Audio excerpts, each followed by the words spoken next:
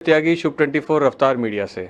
आज राजस्थान के राजनीति में एक अचानक अलग मोड़ आ गया जब कांग्रेस अध्यक्ष डोटासरा के यहाँ पर ईडी का छापा हुआ और अशोक गहलोत के बेटे वैभव गहलोत को ईडी ने सम्मन दिया। और उसके बाद कांग्रेस ने अपनी एक पत्रकार वार्ता रखी और वहाँ पर मुख्यमंत्री अशोक गहलोत ने कुछ अपने पॉइंट्स रखे। लेकिन उसी के साथ साथ आज हम फिर चंद्रा सिंघवी जी के पास आए हैं और जानने आए हैं कि अब आगे के घटनाक्रम क्या होंगे और क्या उनकी बात है जो ईडी पे क्या करते हैं। सर, सबसे पहले आप बहुत दिनों बाद हमारे चैनल पे आए हैं और आज जो है वो ईडी ने अशोक गहलोत और उनके जो लोग बाग हैं उन पर हमला किया, उनको ट्रैप किया, तो उसके बारे में क्या बोले? बहुत देरी कर दी ईडी ने। ये काम पहले ही हो जाना चाहिए था। जब किरोड़ीलाल ने जगह जगह बार बार भ्रष्टाचार का मुद्दा उठाया और सही उठाया, कहीं 2 करोड़ मिले, कहीं 2 करोड़ मिले, कहीं 2 किलो सोना मिला, तो ईडी ने कार्रवाई की मगर लेट की। आज ये बताइए मुझे, वैभव गहलोत पर ईडी का समन गया है? हुडला के यहाँ मशीन आई है नोट गिनने की और डोटासरा की दोनों जगह पर ईडी की रेड हो रही है। ईडी की रेड हर एक क्या नहीं होती है। ईडी कोई बिना वजह रेड करने वाली संस्था नहीं है। ईडी तभी रेड करती है जब पुख्ता सबूत होता है, पुख्ता प्रमाण होता है। मैं तो ये कहूँगा कि किरोड़ीलाल मीणा के भ्रष्टाचार विरोधी 1 साल के अभियान, परिश्रम और मेहनत के बदले उन्हें भारत सरकार द्वारा पद्म विभूषण का पुरस्कार मिलना चाहिए। इतना बड़ा काम, ईमानदारी की लड़ाई, शराफत की लड़ाई, भ्रष्टाचारियों को नग्न करना, यह किरोड़ी कर सकता है। और तब किया जब कांग्रेस की सरकार थी और अशोक गहलोत जी रोज बोला करते थे, मजाक बनाया करते थे। चुनाव के दौरान जब आचार संहिता लग गई है और ईडी का ये जो है, ये ऐसा तो नहीं कि अशोक गहलोत के पक्ष में चला जाए? कैसे जा सकता है? अगर कुछ नहीं मिलता तो जाता।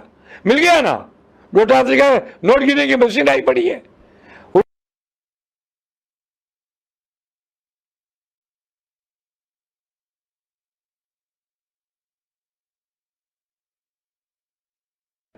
अगर ईडी गलत करती तो उल्टा पड़ता, तो सही किया है, अप्रिशिएट होगा। ईडी को पुरस्कृत करना चाहिए, ईडी को इनाम मिलना चाहिए और किरोड़ा को पद्म भूषण का पुरस्कार मिलना चाहिए।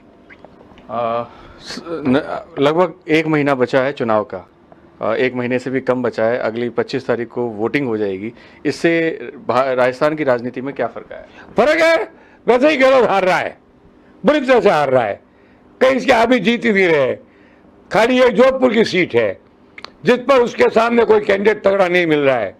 एकनाथ शिंदे ने मुझे भी कहा था, मैंने कहा मैं तो एक अशोक नहीं 4 अशोक के सामने लड़ता हूँ, क्योंकि मैं हारता हूँ फिर भी मारता हूँ। लेकिन आप लोग ऐसा नहीं करते हैं। इसके अलावा मुझे आप बताइए, अशोक गहलोत किसी जिले में सीट ला रहा है? एक जिले में सीट नहीं है। मारवाड़ की 41 सीट और बीकानेर की 15 और सब मिलाकर बीकानेर गंगानगर की 15, 56 सीटों में आंकड़े के अनुसार से, फलोदी के हिसाब से 15 सीट कांग्रेस ला रही है, 41 सीट बीजेपी ला रही है। उदयभूमि का पाटिया साहब है, महाराजा विश्वजीत के आने के बाद दांत द्वारा ही हारने वाले हैं।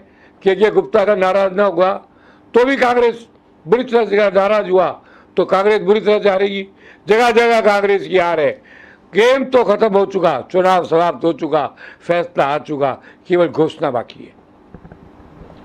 इससे अब क्या एनालाइज करते हैं कि कांग्रेस सरकार कितनी, मतलब कांग्रेस कितनी वोट? मैंने पहले भी कहा था 35 से 40 सीट। मेरा आंकड़ा बदलता नहीं है, 35 से 40 सीट। हाँ, भाजपा में एक बात है, भाजपा में कुछ विरोध हुए हैं लेकिन वो सब सेटल हो जाएंगे। भाजपा का आदमी विरोध भी करेगा तो भाजपा को वोट देने की बात करेगा, लेकिन कांग्रेस को जिताने की बात नहीं करेगा। भाजपा का विरोध कांग्रेस का पक्ष नहीं हो सकता, वही विरोध भी शून्य के समान होगा। मैं मानता हूं कुछ सीटें ऐसी है जो सचिन पायलट के प्रभाव की है, वह कांग्रेस जीत सकती है। जीतने के बाद ही तो 45-50 होगी। मैंने तो 40 का ही कहा है और मैं अपनी बात बदलता नहीं। बहुत बुरी हालत है। अभी डोटासरा पर रेड का क्या होता है, उदय पर रेड का क्या होता है, वैभव पर रेड का क्या होता है? अभी तो इब्तिदा इसका है, रोता है क्या? और आगे आगे देखिए होता है क्या, देखते जाइए तमाशा। कल प्रियंका गांधी की रैली में पूर्व जो महिला आयोग की अध्यक्ष हैं ममता शर्मा, उन्होंने ज्वाइन किया कांग्रेस, शोभा रानी ने ज्वाइन किया और विकास चौधरी ने ज्वाइन किया। क्या कहेंगे इन तीनों? कोई फर्क नहीं पड़ता है। ममता को मैं पहले ही जानता था, वो बूंदी से टिकट मांग रही है। इनके पास बूंदी का कैंडिडेट नहीं था, दे देंगे तो क्या हो जाएगा। ममता हमारे तो बहन की तरह संबंध है, मैं उसके बारे में नेगेटिव नहीं बोलता। शोभा रानी को तो विवेक सिंह धौलपुर चाहेगा, घर बैठे हरा देगा। शोभा रानी का टिकट कोई जीत का टिकट नहीं है।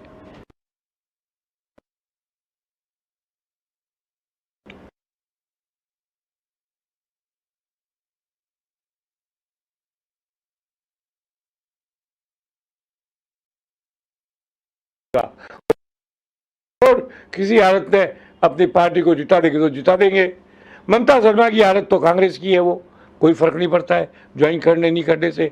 वहां पर बिरला साहब अपने सेक्रेटरी दत्ता को टिकट दिलवाना चाहते थे, वो मुझे मालूम था कि ऐसा नहीं होगा, इसलिए बूंदी के अंदर उन्होंने दे दिया, जो पहले का विधायक था उसी को टिकट दे दिया। भाजपा कांग्रेस सोच सोच कर टिकट दे रही है, भाजपा फूंक फूंक कर टिकट दे रही है। मेरा तो पूर्ण समर्थन भारतीय जनता पार्टी को होगा।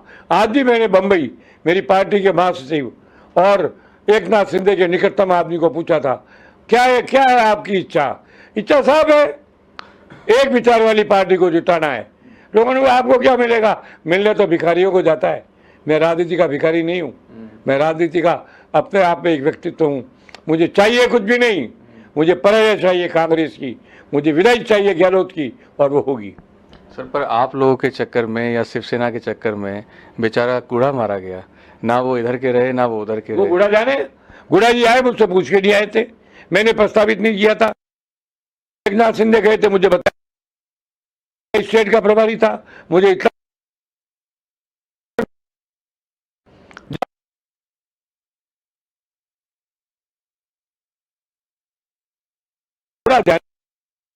एक सक्षम व्यक्ति है, वो क्या करता है क्या नहीं करता है। कल वहां पर गजेंद्र शेखावत गया था प्रेम सिंह बाजोर के क्षेत्र में, उधर से होके निकले थे उदयपुर वाटी होके, मगर उन्होंने कुछ बोला नहीं। हाँ, एक बात जरूर मैं कह सकता हूं, बराबरी की टक्कर है, इसमें कोई दो राय नहीं है। कि 7 जो है वो जो है गारंटी दे रहे हैं, दो गारंटी कल दी है कि 10,000 जो है महिलाओं को मिलेंगे, तो आप क्या बोलेंगे इस गारंटी? मैं गारंटी देता हूं कि अगर भारतीय जनता पार्टी आ गई और मेरा नेतृत्व हुआ तो 50,000 रुपये दूंगा 10 के बदले। कहने ही तो है, कहने में जाता क्या है, ये तो मुंह कैंची की तरह चलता है, और अशोक तो बोलता ही ऐसी है, उसकी बात में वो दम ही नहीं होता है। ये कोई लोभ देना चाहती है, प्रियंका क्या लोगों को भिखारी बनाना चाहती है, कोई परवाह नहीं करता है तुम क्या लेती हो और क्या देती हो। जीत भाजपा की होगी, दुनिया की ताकत नहीं होगी। और मुझे बड़ी पसंद होगी, ये भाजपा की जीत नहीं है, ये शिवसेना की जीत भी है, क्यों हम भी हिंदुत्व के सिपाही है।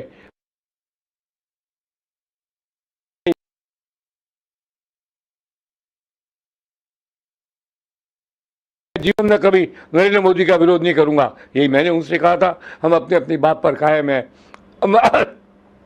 सनातन राष्ट्रवाद, हिंदुत्व, मंदिर, देवता, हमारे देवता राम, हनुमान, सबकी रक्षा, शिव की पूजा करने वाले हम भक्त लोग 100% चाहते हैं कि कांग्रेस की विदाई हो जाए, और ऐसी विदाई हो कि अगले 10 साल तक कांग्रेस का नामो निशान नहीं रहेगा। ये थे राजनीति के चाणक्य, राजस्थान के चाणक्य चंद्रा सिंघवी जी, जिन्होंने बेबाक तरीके से अपनी बातें बोली और बताया कि कांग्रेस जो है वो उसकी स्थिति और खराब होगी, बहुत खराब होगी। धन्यवाद।